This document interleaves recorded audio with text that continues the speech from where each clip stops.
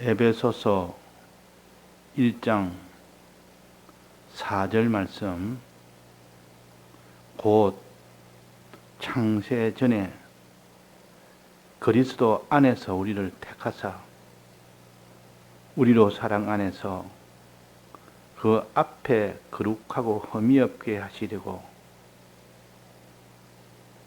그 기쁘신 뜻대로 우리를 예정하사. 네.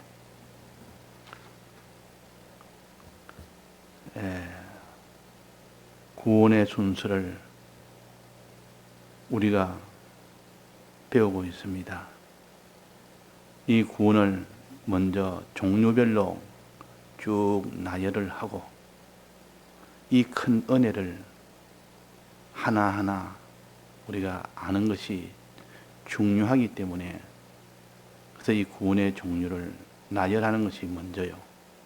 그 다음에는 이 구원을 순서대로 나열합니다. 순서대로 나열했을 때 우리는 그 인과성을 알게 되고, 그 순서성을 순서로 알게 될 때 견고하게 우리가 더 알 수가 있습니다. 그냥 이 구원의 종류를 쭉 그냥 무작위로 그냥 순서 없이 나열하는 것보다는 처음에 하나님이 어떤 순서로 이 구원을 시작했는가 하는 것에서부터 마지막까지 이렇게 되어지는 구원의 순서를 알 때 우리는 구원의 이 다양성과 또 풍성함과 또 그 모든 인과성을 알므로 인하여 견고하게 붙들 수가 있는 장점이 있기 때문에 우리는 구원의 순서를 에베소 1장에 아주 잘 기록해 줬습니다. 그래서 맨 첫째 구원의 순서는 무엇이라 했습니까? 우리에게 주신 구원의 순서는 택함의 은혜입니다. 택함의 구원이다. 하나님 역사적으로 제일 먼저는 뭘 했습니까? 하나님의 목적을 정한 이 역사가 제일 첫째 하나님의 역사요. 하나님 역사면으로 볼 때는 목적을 정하신 것이고, 우리의 구원을, 우리의 주신 구원을 순서적으로 본다면 맨 처음 구원의 순서는 택하사, 우리를 택하사, 택함의 은혜가 바로 우리에게 주신 구원의 첫 순서입니다. 그러면 택한다는 것은 목적하고 무슨 상관이 있느냐? 무슨 관계가 있느냐? 우리를 하나님 목적을 정하시고 목적의 대상으로 택했다는 뜻입니다. 목적의 대상이 누가 되느냐? 목적의 대상이 누가 되느냐? 하나님이 택하실 때는 수많은 것들 중에서 택했다는 것이 전제가 되는 겁니다. 아무것도 없는 데서 그냥 택한 것이 아니라 수많은 사람 중에서 그 중에서 하루를 택하셨다. 특별히 택하셨다는 뜻이죠. 그러면 이 택하실 때에 무슨 장점이 있어서 택했는가? 다른 사람보다 무슨 우리가 장점이 있어서 하나님이 택하여 주셨는가? 우리에게는 아무런 장점을 보지 않았습니다. 그 사람이 무슨 어떤 기능의 장점이든 소유의 장점이든 또 행함의 장점이든 그런 것 전혀 보지 아니하고 오직 하나님이 임의로 하나님 뜻대로 우리를 택하셨습니다. 그 택함이 우리의 모든 행함이나 우리의 모든 인성이나 인질이나 그런 것을 보지 않고 하나님께서 오직 택했다. 하나님 뜻대로 택했다. 이것이 우리는 하나님 앞에 택함을 받을 만한 그런 사람이, 그런 장점이 없음에도 택한 겁니다. 이것이 하나님의 은혜의 역사요. 하나님의 은혜로 우리를 택했습니다.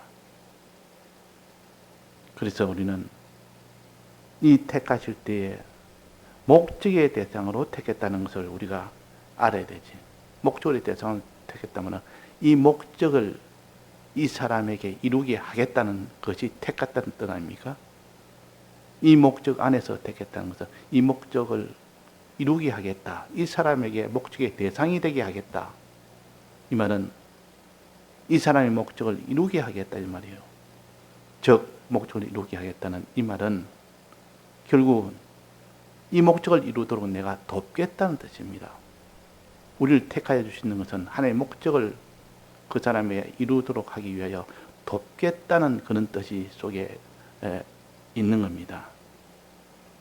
그러니까 하나님이 택한 백성은 이 목적이 이루어지도록 하나님이 도우신다. 그럼 우리는 어떻게 됩니까? 우리는 이 목적이 이루어지도록 힘을 쓰라 그 말입니다. 힘을 쓰면 택한 자는 누구나 그 목적이 그 속에 이루어지도록 하나님이 하신다는 뜻이요. 하나님이 이루어지도록 하게 하신다는 뜻이요. 그러니까 우리가 이 목적을 이루게 하기 위해서는 하나님 먼저 택하여 주신 은혜와 그 택하여 주신 은혜로 인하여 하나님이 우리에게 목적이 이루어지도록 도우시는 이 은혜가 와 있다. 와 있으니까 우리가 어떻게 됐냐? 이 목적을 이루기에 힘쓰는 것이 우리가 하리라. 힘쓰는 것이. 힘쓸 때 하나님 이루어지도록 하게 하는 것이 성경입니다. 하나님은 너희들은 더욱더 힘을 쓰라. 이게 하나님 뜻이요. 힘을 쓸 때에 내게 구원이 이루어지지. 힘쓰지 않는 자는 구원이 이루어지지 아니한다. 그랬습니다. 자, 더욱더 힘을 쓰라. 그 말이 어디에 나옵니까? 성경에 혹시 기억나는 성경이 있습니까? 더욱더 힘을 쓰라.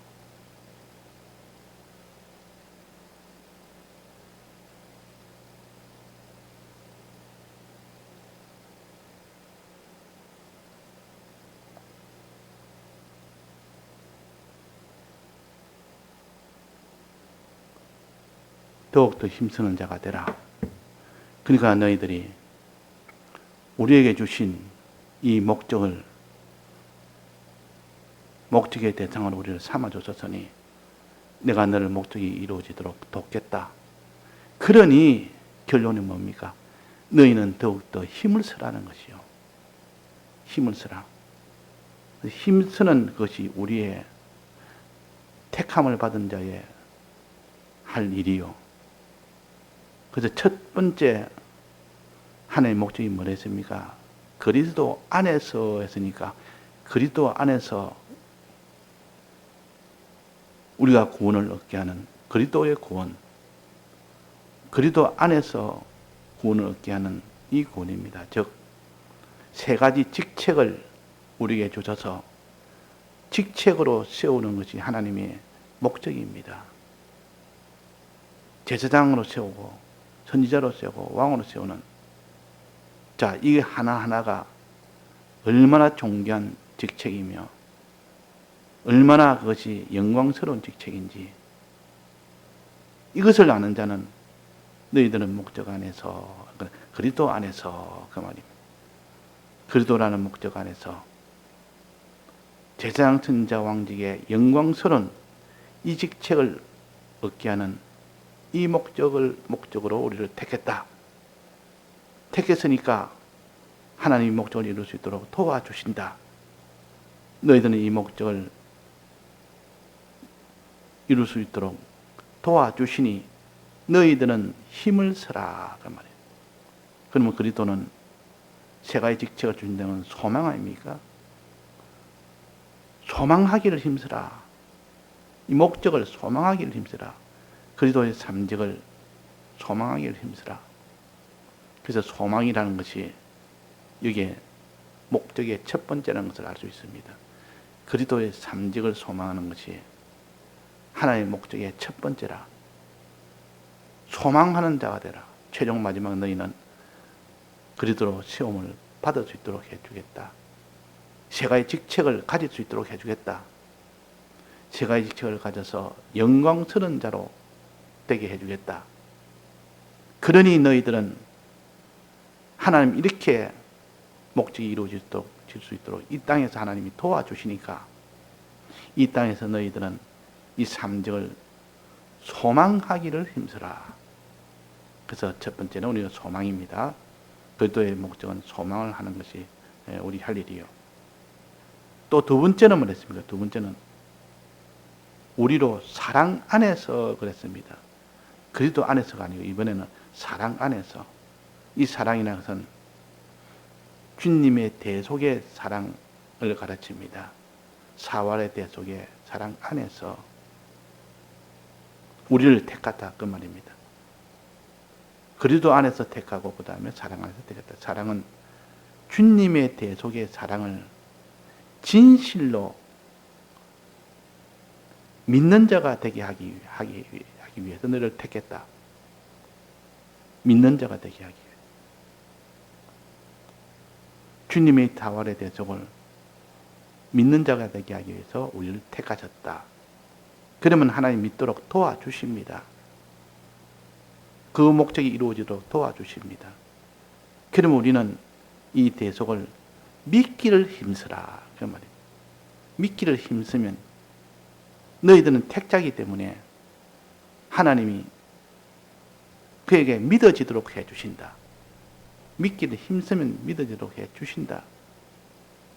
불택자와 택자의 차이입니다. 불택자는 아무리 믿으려도 믿을 수가 없고 택자는 믿으려고 애쓰면 하나님이 믿게 해주십니다. 이 믿는 대속을 믿는 일은 어떻게 됩니까? 대속을 믿는 이 일을 힘써서 믿게 되면 이제 그 다음에는 무슨 일을 하게 됩니까? 행하게 됩니다. 행하는 것이 세 번째요. 첫 번째는 그래도 직책을 주시겠다는 소망을 주신 것이 첫 번째요. 두 번째는 사활의 대속을 믿을 때 너는 근원거적인 힘을 가지는 것이 두 번째요. 세 번째는 이제 소망하고 믿고 그 힘으로 이제는 행하라. 행하는 겁니다. 여기에 말씀하시고 그 앞에 거룩하고 흠이 없게 하시려고 거룩한 행실을 가르칩니다. 거룩하고 하는 것은 행실 중에 가장 대표적인 행실이 거룩한 행실이요. 그 다음에 행실이 어려운 행실이요. 그 다음 행실이 선한 행실입니다. 이 세 가지 행실의 이 목적의 대상자로 우리를 택하여 줬다. 너희들은 거룩하려고 애를 쓰면 거룩하도록 돼 있고 어려우려고 애를 쓰면 어렵게 돼 있고 또 선하게 살려고 애를 쓰면 선하게 될 수 있도록 하나님이 도와주신다. 왜? 우리를 택했기 때문에. 택했다는 말은 도와주겠다는 뜻이요. 그대로 이루어지도록 해주겠다는 뜻이죠. 근데 그 조건이 뭡니까? 힘써야 됩니다. 이건 세 번째는 행하기를 힘쓰라. 무엇을? 제일 첫 번째는 거룩하기를 힘쓰고 그 다음에는 어렵기를 힘쓰고 그 다음에는 선하기를 힘쓰라. 이것을 행하는 것을 가져야 최종 마지막 구원이 됩니다. 행함이 없으면 아무리 마음속에 소망하고 믿어도 마지막 결실이 되지 않습니다. 결실이라는 것은 마지막 최종, 마지막 위에 탑을 올릴 때 맨 위에 올리는 그것이 되지 않고 밑에까지는 다 됐는데 최종이 되지 않습니다. 행함은 마지막 단계입니다. 거룩한 행실까지, 어려운 행실까지, 또 선한 행실까지 이 행실을 할 때는 반드시 다 해서 행해야 된다. 다 해서 행하라는 거죠. 다 해서 행하는 것을 따르면 충성이라 그럽니다. 다 해서. 그래서 다 해서 행하라. 행할 때는 다 해서 행하는 것을 가르칩니다. 그러면 말하기로 첫 번째는 그리스도의 상직을 소망하기를 힘쓰라. 두 번째는 그리스도의 대속을, 예수님의 대속을 믿기를 힘쓰라. 그 다음에 세 번째는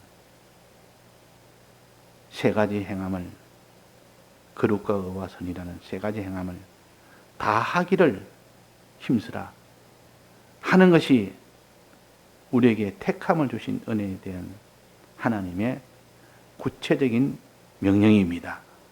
우리는 이 명령까지 나아가야 되지, 주님 날 택하여 주셨다는 그것으로만 가진다면 아직도 이 택함의 도를 바로 알지를 못하게 됩니다. 더욱더 힘쓰라. 힘쓰는 자가 되라. 그러면 다 이루어지도록 너는 이미 택함을 받았지 않느냐. 도와주시기로 하나님이 택하여 주지 않느냐. 택함을 받았다는 것은 도와주기로 약속입니다. 그래서 우리는 믿음과 소망, 소망과 믿음을 먼저 가져라. 소망을 먼저 가지고 그 다음에 믿음을 먼저 가져라. 세 번째 하나님의 목적인 마지막은 행하기를 힘쓰는 자가 되라. 행하는 것을 가져라. 그러면 소망과 믿음을 가질 때 소망과 믿음의 완성은 어떻게 하는 겁니까? 소망과 믿음의 완성은 어떻게 해야 소망이 완성되고 어떻게 해야 믿음이 완성되겠습니까? 믿음과 소망의 공통점은 무엇이죠? 마음입니다. 마음으로 소망하고 마음으로 믿으라, 그 말입니다. 이 그리스도의 이 세 가지 직책을 내 마음으로 너는 소망해라. 예수님의 사활의 대속의 공로를 마음으로 믿으라. 마음으로 하는 것이 둘 다 공통점이요. 큰 범위에서는 둘 다 믿음이라고 볼 수 있습니다. 소망도 믿음 안에 넓게 보면 넓게 포함됩니다. 마음으로 소망해라. 그래서 그가 계신 것과 그를 찾는 자에게 상 주시는 자심을 믿어야 할지니라. 상 주시는 자심을 소망한다 해야 되는데 믿어야 할지니라. 그는 믿음으로 표시한 겁니다. 그 믿음이란 큰 범주 안에는 사활 대속을 믿는 믿음도 있고 소망이라는 소망을 가지는 이 믿음도 있습니다. 그래서 우리가 소망과 믿음은 마음으로 하는 작용이요. 이것이 소망의 완성은 어디에서 되느냐? 믿음의 완성은 어디서 되어지느냐? 진실한 마음을 가질 때 됩니다. 진실. 소망을 진실하게 가져라. 예수님의 다발의 대속에 대해서 믿음을 진실하게 가져라. 진실하면 조금 더 거짓이 섞이지 않거나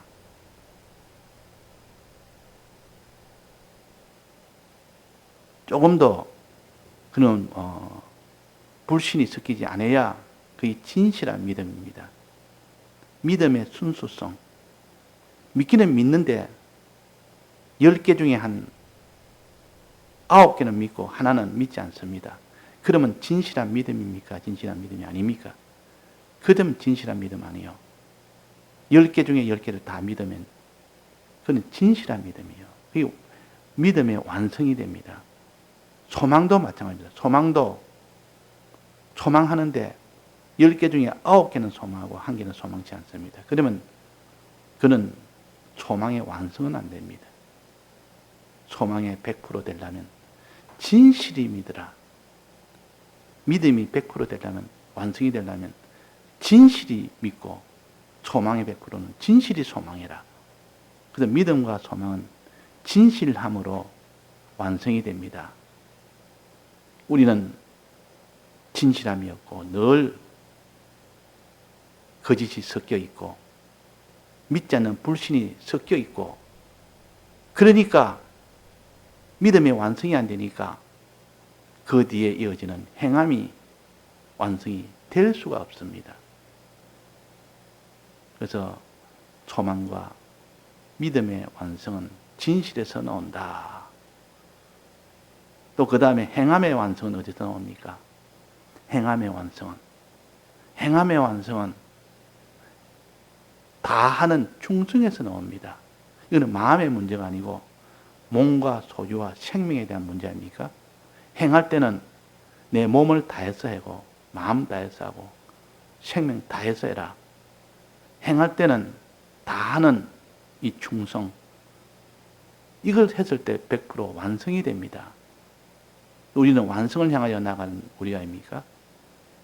그래서 너희들은 소망과 믿음은 진실이 가지긴 힘쓰고, 행하기는 충성을 다하는 충성으로 힘쓰라 하는 것을 알 수 있습니다.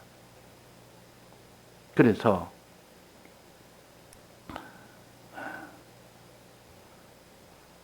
마태복음 24장 45절과 누가복음 12장 42절에 보면 똑같이 평행절이라 할 수 있는 똑같은 내용의 구절입니다. 어떤 내용인가 하니 마태복음 24장 45절에는 때를 따라 집사람들을 위해서 양식을 나눠줄 자가 누구뇨? 지혜 있는 자다. 지혜 있는 자는 때를 따라 양식 나눠주는 자다. 이것이 지혜 있는 자다. 미래의 그를 존귀하게 해줄 수 있는 그 모든 행동을 가르쳐서 지혜 있는 행동이라 그럽니다. 요셉이 그 모든 애굽 백성과 또 자기 형제 부모들 모든 사람에게 흉년에 양식 나눠주는 그 일을 했습니다. 그래서 참 지혜 있는 일을 했다 그럽니다. 미래에 그것이 큰 영광으로 나타나기 때문에 그래서 지혜 있는 행동을 했대. 24절에서는 마태복음 24장 45절에서는 이것을 지혜 있는 종이 되어라 하면서 맨 앞에 뭐라고 했는데 충성되고 지혜 있는 종이 되어 그랬습니다. 지혜 있는 종이 되되, 즉 때를 따라 양식을 나눠주는 자가 되되 충성되고 그랬습니다. 충성이란 다해서 해라. 때를 따라 양식 나눠줄 때 지혜 있는 일을 할 때 다해서 해라. 다해서 충성되고, 또 평행절이 누가복음 12장 42절에도 똑같은 내용이 나옵니다. 똑같이 나와 약간 차이가 납니다. 이게 또 내나 때를 따라 양식을 나눠줄 때, 때를 따라 양식을 나눠줄 때 그때에 어떻게 해라는 것을, 이거는 충성되고가 아니고 여기서는 진실한 청지기가 되어 때를 따라 양식을 나눠줘라 그랬습니다. 이건 누가복음에서는 진실한 청지기, 또 마태복음 24장에는 충성된 종이 되라 하나는 충성을 요구했고 하나는 진실을 요구했는데 내는 같은 내용입니다. 원어를 보면 충성되고와 진실한의 원어를 보면 똑같습니다. 같은 피스토스라는 똑같은 원어를 사용했습니다. 같은 한 원어를 가지고 여기에 표시를 다르게 했습니다. 같은 내용이다. 충성된다는 것과 진실한 것과 단어가 같은 단어다 그 말이야. 그러면 진실함과 충대는 공통점이 뭐냐? 진실은 믿음과 소망을 완성케 하는 그 면을 가르치고, 충성은 행함을 완성케 하는 그 면을 가르친다. 그 면에서는 동일하다. 그래서 같은 원어를 한쪽에서는 충성이라 번역을 했고, 같은 원어를 한쪽에서는 진실로 번역을 했습니다. 진실이라는 것은 믿음과 소망에 대한 면이요, 충성이라는 것은 행함에 대한 면이요. 그렇게 해서 완성이 된다는 뜻이요. 그래서 행함의 완성은 충성에서 되고, 믿음과 소망의 완성은 진실에서 된다. 진실이라는 것은 거짓 뿌리가 없이, 하나도 거짓 뿌리가 없는 참된 그 마음, 그것이 있을 때 믿음이 완성되고 소망이 완성됩니다. 또 행함에 완성된 충성이 되었을 때, 있는 것을 다 드릴 때 비로소 행함의 완성이 이루어진다 하는 것을 여기에서 구별해서 가르칩니다. 그러니까 우리가 지혜 있는 종이 되려면 진실되고 충된 종이 되라. 근데 진실과 충성을 요구하는 그런 성부도 많습니다. 진실과 충성은 요구하는 그것이 근본적으로는 같습니다. 행함으로는 충성이 되어야 되고 믿음과 소망은 진실이 되어야 된다는 그 면을 가르쳐서 이렇게 구별을 했을 뿐입니다. 예, 다 같이 통성으로 기도하시다가 자유하시겠습니다.